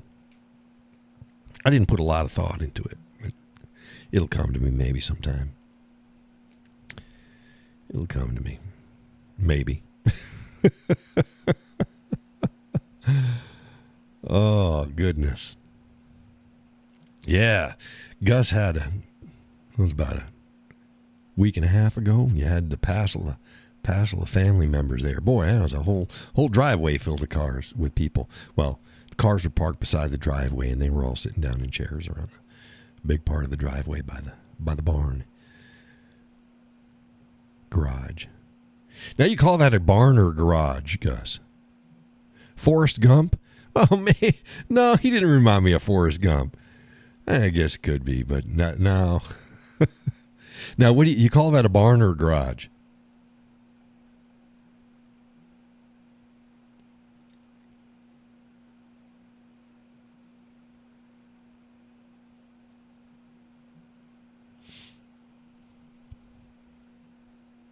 Yes.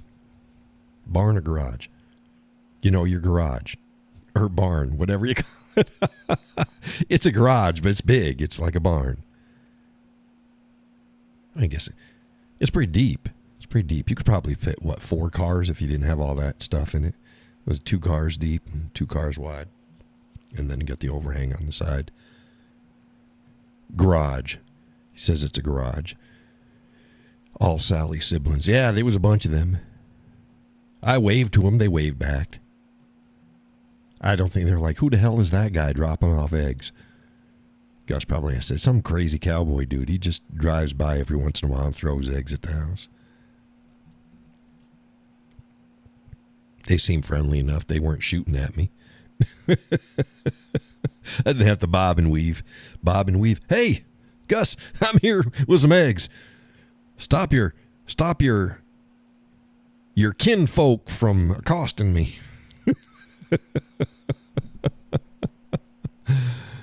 They were friendly enough.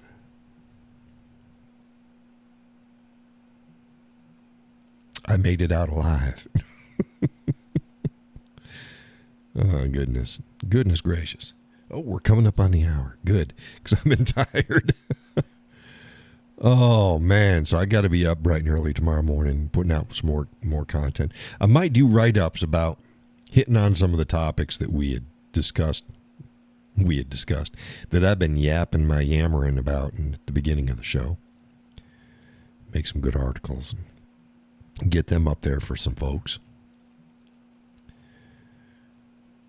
Yeah. The folks made it this long, they're still watching. If you'd like to help support the content and all content online, I got bills to pay too. There's a link in the description of the show. Have at it. Every bit is most appreciated and helps out a lot. Speaking of that, Dulcimer, man, oh, I'm getting itchy. I'm expecting some words within the next week or so. It's like, please, send me some pictures of the Dulcimer. Folks new to the show, I have a custom Dulcimer being made. It's a Cadillac of Dulcimers, Rolls-Royce of Dulcimers. It's got piezo pickups in it and magnetic pickup in it. It's got a 13-pin MIDI out processor. It's got everything. It's got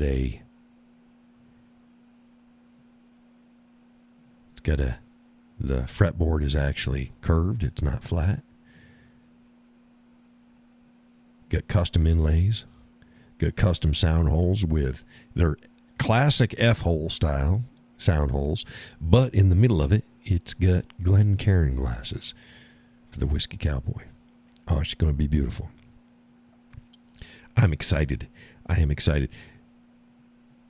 Going to be another learning curve because it's not most all the stuff, aside from the fact it's only got 3 strings, and so I've got to relearn some string jumps.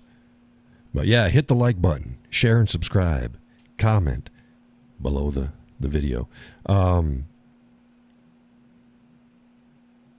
Instead of the hands curling up from underneath, they're on the top like this, so everything's reversed. And the higher strings are closer to me, where the guitar, they're further away. And then the first one's on the bottom, and the bass is the top one. So everything is reversed. So it's like, yeah, they're stringed instruments, and it's got the same fret type. They're both chromatic, but you don't play them the same, and everything is backwards. So it's going to be very interesting. Going to be fun relearning. I haven't since last November. I have not played my other Dulcimer at all. It's been hanging on the wall.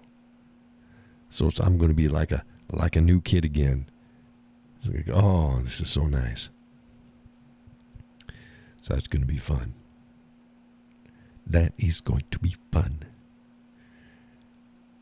I got $55 that folks had donated for that Dulcimer. It's a mite bit more than $55 for the Dulcimer, but Laurel says, I'm going to have to say goodnight. I'm falling asleep. Long day yesterday.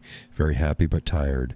Have a good start to the week. Yes, congratulations to your, it was your son, right? Your son getting married. I raised a glass to him. I had a sip. Wish him a very happy and healthy life with his new wife from the Cowboy.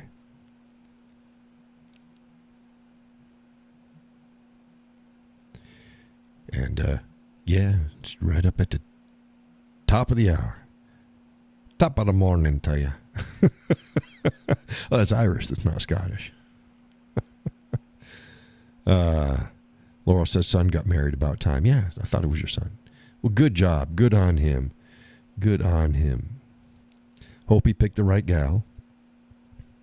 We always hope. Hope they picked the right partner. And they have a passel of kids. They have a happy life. Hard's fine. But happy. Happy life. Raise them up right. Congratulations to Sam and wife. Oh, your son's name is Sam. Well, congratulations to the new couple.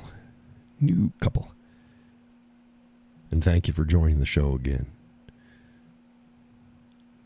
Laurel, Lori, Lorelei, Laura, Lorelei. Oh, Tim and Kaylin. Well, where'd you get Sam from, Peggy? His name is Tim.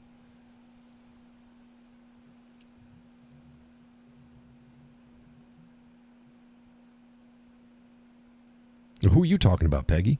We got different things going on. Peggy's throwing us for a loop here. Somebody else get married? Sam and Jolene.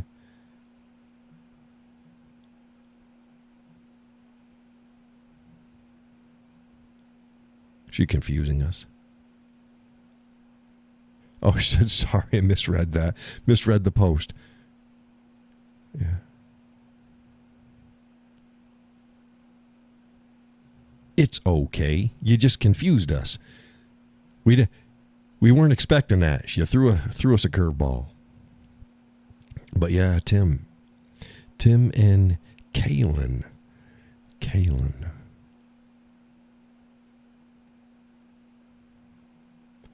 Wish them the best. All right. Well, thank you, everybody. Hey, thanks, Wayne. I think Wayne fell asleep. Wayne Gus. Was Donna hiding on us? Was she in the woods? She was in the weeds. Donna, if you're watching, hey, thanks for stalking us. Peggy, Laurel. Who the hell did I miss? Judy. Wayne says, I'm here, just listening. He goes, damn it, John, your voice is putting me to sleep. That was funny. The guys, yeah, I was listening to your live stream. Of course, he was listening after us. Got to the whiskey part. Yeah, I agree with you on whiskey. It's just, you sound like a smooth jazz DJ. Like, yeah, okay, all right. Well, there you go, the smooth jazz DJ. Peggy says, I'm tired too. Congratulations to Tim and Kaylin. Good night, all. Wayne says, try not to drop the show. I have a habit. Yeah, I'm winding down, and then he's like, hey, let's talk about this. No, stop it. That's fine every once in a while. Judy says, good night, all. Have a blessed week. Indeed. Catch me on Facebook. I'll be up bright and early putting out content. See how many other folks we've had join the ride. Again, 1,300 since last Sunday morning. Wow, that's pretty good. But again, thank you for joining the show. If you'd like to help donate, there's a link in the description. Like, share, subscribe. Wayne says, good show, John. Better than some, not as good as others. Thank you for joining in. And I will see you online. Catch me on Facebook. That's the Whiskey Cowboy. When in doubt, just type in the Whiskey Cowboy. It's only me. Says good night, everyone. Have a good week. And God bless and take care.